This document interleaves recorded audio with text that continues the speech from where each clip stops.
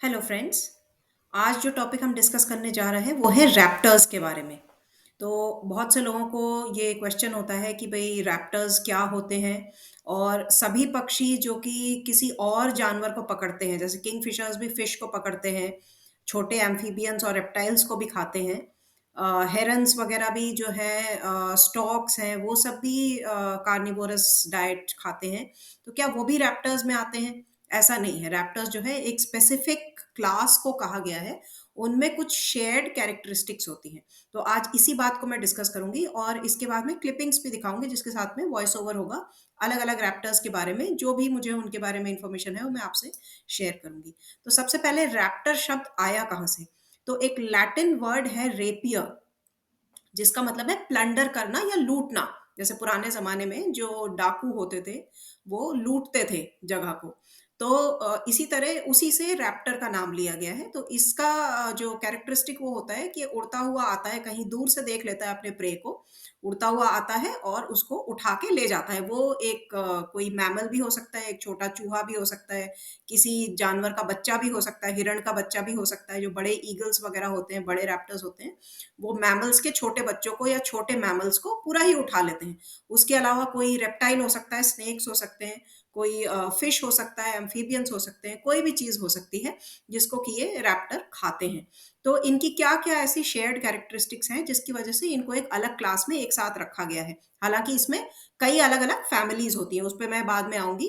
पहले इनके कैरेक्टरिस्टिक्स देख लेते हैं। तो सभी रैप्टर्स के जो बीक्स होंगे वो हुक्ड होंगे। इस तरह से हुक्ड बीक इनके होते हैं। दूसरा होता है टैलेंस। तो जो दूसरे बर्ड्स होते हैं उनके पैरों को फीट या क्लॉज बोला जाता है। रैप्टर्स के स्पेसिफिक जो पैर होते हैं उनके एक तो नेल्स बहुत लंबे होते हैं और शार्प होते हैं, और उसका ग्रिप बहुत स्ट्रांग होता है।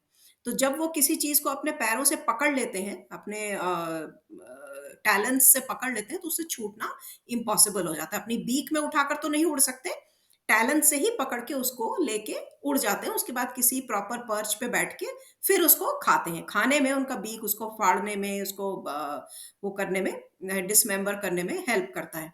तो दूसरा पॉइंट हो गया टैलेंट्स। फिर तीसरा है कीन आईसाइट। जैसे कि मैंने बोला कि बहुत दूर से कहीं देखता है, तो ये रैप्टर्स यूजुअली बहुत ऊंचाई पर उड़ रहे होते हैं, और अगर आप देखें तो ये चक्कर मारते हैं, सर्कल में घूमते हैं, और ये अपना पूरा उस एरिया को सर्वे कर रहे होते हैं कि वहां पर कोई ऐसा वल्नरेबल इनके खाने वाली चीज जो इनकी डाइट में है, चाहे वो स्नेक्स हो या जानवरों के छोटे बच्चे हों या कोई चिड़िया हो, कोई भी हो सकता है। जो फिश ईटिंग रैप्टर्स हैं वो पानी के एरियाज के ऊपर चक्कर लगाते हैं। और जैसे ही उनको कोई फिश दिखती है सरफेस के पास जो उनके रीच में है, तो वो डाइव करके तुरंत उसको पकड़ के उड़ जाते हैं। जैसे कि ऑस्प्रेज है या ग्रे हेडेड फिश ईगल है, पालास फिश ईगल है, ये सारे इसी तरह से हंट करते हैं। तो तीसरा पॉइंट हो गया कीन आईसाइट। और चौथा पॉइंट है कि ये एक्सक्लूसिवली कार्निवोरस होते हैं, दे ओनली ईट मीट। तो अब आते हैं कि इनकी और कुछ कैरेक्टरिस्टिक्स क्या होते हैं रैप्टर्स के अंदर। तो जनरली इसमें मेल और फीमेल में देखा गया कि जो फीमेल होती है उसका साइज थोड़ा ज्यादा बड़ा होता है। शायद उसको अपने यंग वंस के लिए केयर करना पड़ता है, उनके लिए खाना भी ढूंढना पड़ता है, इसके लिए उसका साइज मेल से थोड़ा बड़ा होता है। दूसरा है कि इनकी जो आंखें हैं उनमें अपर और लोअर आईलिड के अलावा एक निक्टिटेटिंग मेम्ब्रेन भी होता है, थर्ड आईलिड जिसे कहते हैं। तो ये इसको प्रोटेक्ट करता है, जब ये उड़ता है तो आंखों में कोई चीज आए नहीं या उसको इंजर ना करे, या जो हवा के जो तेज बहाव है उससे आंखें इंजर ना हो, इसलिए निक्टिटेटिंग मेम्ब्रेन काम आता है।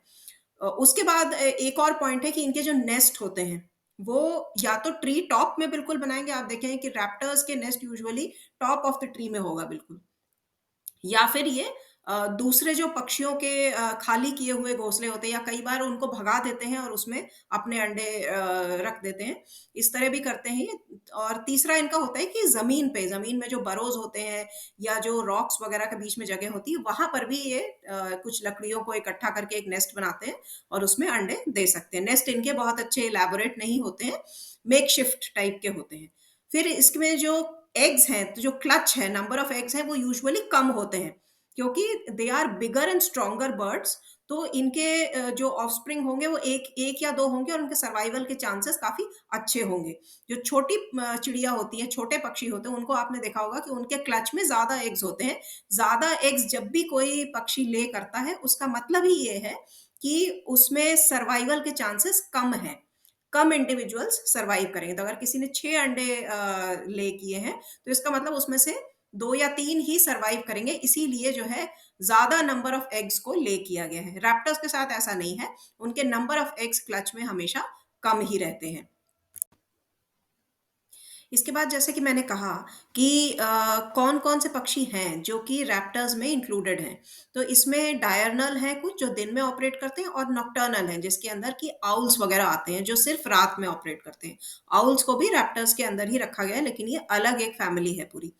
तो जो इसके अंदर बर्ड्स हैं, उसमें ईगल्स, हॉक्स, उसके बाद में ऑस्प्रेज हैं, केस्ट्रल्स हैं, फैल्कन्स हैं, ये सारे पक्षी जो हैं ये रैप्टर्स में लिए गए हैं जो कि दिन में ऑपरेट करते हैं। रात में ऑपरेट करने वाले आउल्स की पूरी फैमिली है। वल्चर्स को इनिशियली उनके एक्सटर्नल कैरेक्टरिस्टिक्स देख कर, क्योंकि उनका अपीयरेंस काफ़ी कुछ सिमिलर होता है दूसरे रैप्टर्स के कंपैरिजन में, बीक भी हुक्ड होती है। पैर उनके इतने वेल डेवलप नहीं होते हैं, टैलेंट्स वगैरह इतने नहीं होते हैं जितने कि ईगल्स और हॉक्स और बाकी सब में होते हैं, काइट्स वगैरह में। तो they cannot be considered as true raptors, क्योंकि वो कार्निवोरस तो हैं, खाते तो मीट ही हैं, आईसाइट भी उनकी कीन होती है, लेकिन वो सिर्फ डेड ऑर्गेनिजम्स को खाते हैं। किसी लाइव जानवर को या पक्षी को या किसी रेप्टाइल या एम्फीबियन को लाइव पकड़ के नहीं लेके जाते हैं। वो मेनली जो है वो स्कैवेंजर्स ही हैं।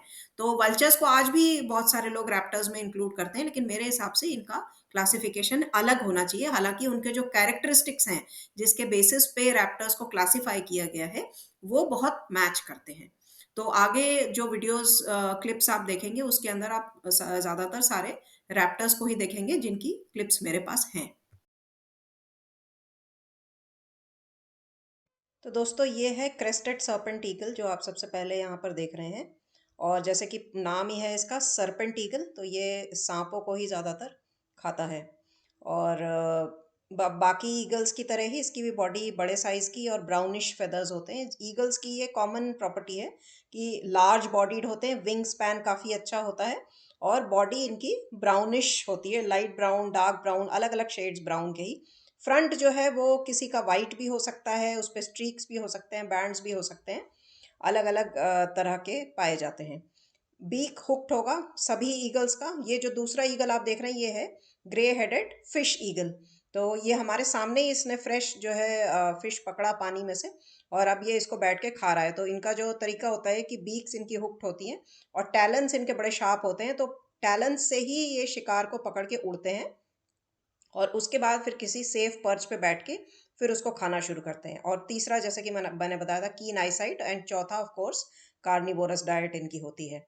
तो सभी ईगल्स जो हैं ये इस इनमें ये कॉमन प्रॉपर्टीज होती हैं। तो ये ग्रे हेडेड फिश ईगल हमने काजीरंगा में देखा था और आप इसकी देखिए बॉडी का साइज काफ़ी बड़ा है, फेदर्स के एंड में वाइट कलर है और आईज जो है इसकी येलो कलर की। ये उड़ के गया और जो इसके अंडर पार्ट्स हैं और पैरों के ऊपर वाले भी जो फेदर्स हैं वो भी वाइट कलर के हैं। ये बैठा हुआ है ग्रे हेडेड फिश ईगल। तो इसी तरह के और भी ईगल्स होते हैं जो कि मछली खाते हैं, जिसमें कि एक है पालास फिश ईगल।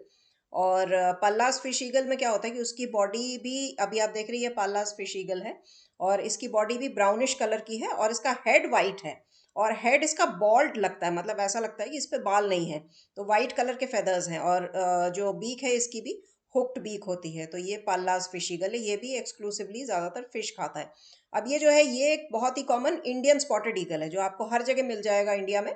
और ब्राउनिश कलरेशन है इसके भी, फेदर्स के पैर और बीक ये येलो कलर के हैं। तो थोड़ा जो ग्रेटर स्पॉटेड ईगल होता है वो भी लगभग ऐसा ही देखने में लगता है, लेकिन उसका जो है साइज थोड़ा और बड़ा होता है। ये इंडियन स्पॉटेड ईगल है और इसके आप देखिए कि पैर और बीक दोनों ही येलो कलर के हैं, बाकी की बॉडी जो है वो ब्राउन है। तो ये बड़ा ही कॉमनली पाया जाता है। खास करके देखिए रैप्टर्स जो हैं वो आपको वेटलैंड्स के आसपास मिलेंगे, क्योंकि वेटलैंड्स के आसपास इनको छोटे बर्ड्स भी मिलते हैं जो माइग्रेटरी आते हैं, वो भी ये खा जाते हैं। और उसके अलावा जो इनके फिश हैं और एम्फीबियंस हैं और रेप्टाइल्स हैं, ये भी अच्छे नंबर में इनको वेटलैंड्स के आसपास मिल जाते हैं। तो इसलिए वेटलैंड्स जो हैं वो रैप्टर्स के लिए भी बड़े इंपॉर्टेंट है। ये है ईस्टर्न इंपीरियल ईगल, ये रेजिडेंट नहीं है इंडिया में, ये माइग्रेट करके आता है यूरोपियन कंट्रीज से और अफ्रीकन कंट्रीज से भी, और साउथ ईस्ट एशिया में जो है ये विंटर के टाइम में आता है। इसका साइज देखिए काफ़ी बड़ा है इंडियन स्पॉटेड ईगल के कंपैरिजन में। हेड जो है इसका लाइट ब्राउन है, बॉडी डार्क ब्राउन है, और उस पे वाइट कलर के पैचेस हैं। जो शोल्डर वाला रीजन है उस पे वाइट कलर के पैचेस होते हैं। तो ये पहचान है ईस्टर्न इंपीरियल ईगल की।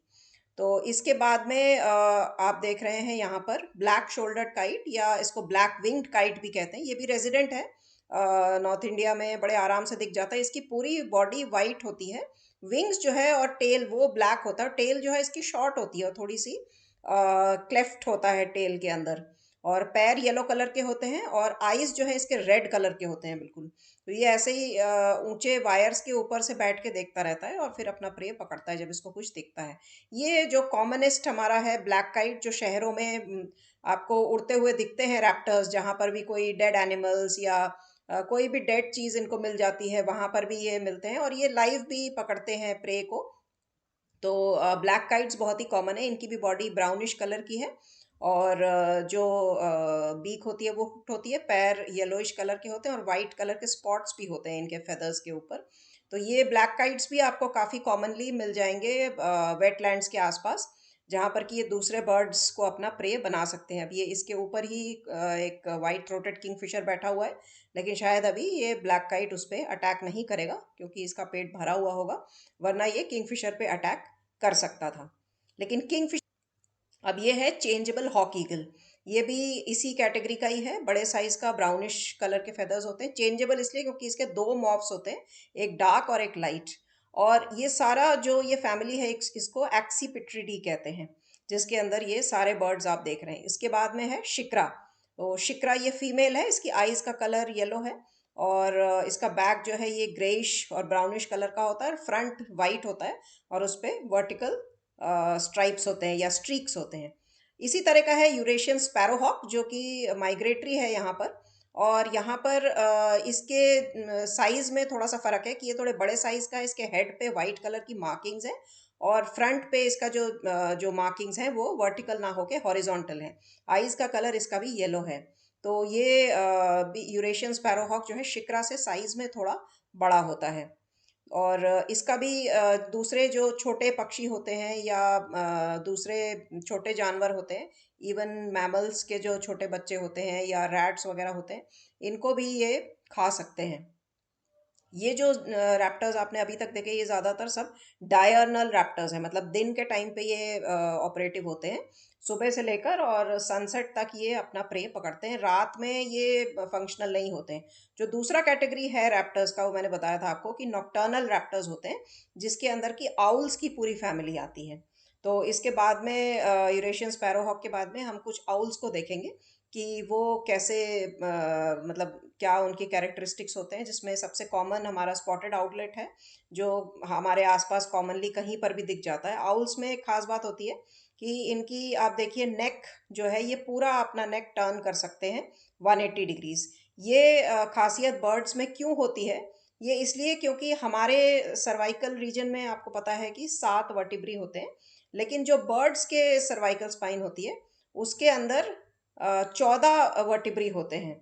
और ये अब इसी की वजह से इनका नेक इतना ज़्यादा फ्लेक्सिबल होता है, और आउल्स जो है वो पूरा अपना हेड पीछे तक टर्न करके 180 डिग्रीज टर्न कर सकती है। स्पॉटेड आउलेट है, आप देख रहे हैं। और इसके बाद में जो आप देखेंगे वो है इंडियन स्कॉप्स आउल। तो इंडियन स्कॉप्स आउल भी ऐसे ही स्पॉटेड आउलेट की तरह ही रात के टाइम ही हंट करता है। और तीसरा जो आप आउल यहाँ पर देखेंगे वो है एशियन बार्ड आउलेट। ये है एशियन बार्ड आउलेट, और इसके वीडियो में आप देखेंगे कि ये नेक इसने अपनी पूरी टर्न कर रखी है, और उसके बाद ये टर्न करके हमारी तरफ फेस करता है। तो ये एशियन बार्ड आउलेट है। और रैप्टर्स की ही कैटेगरी में हनी बजर्ड्स भी आते हैं। हनी बजर्ड्स जो हैं वो हनी बीज के कोम में से हनी निकाल कर खाते हैं। तो यहाँ पर आप देख रहे हैं ये ओरिएंटल हनी बजर्ड है, हालांकि इसका सर जो है पिजन जैसा है, लेकिन ये भी रैप्टर्स की कैटेगरी में ही आता है। तो आप, और आज का लास्ट रैप्टर है बोनेलीज ईगल। तो आप चैनल को सब्सक्राइब कर लीजिए और वीडियो को लाइक और शेयर कीजिए।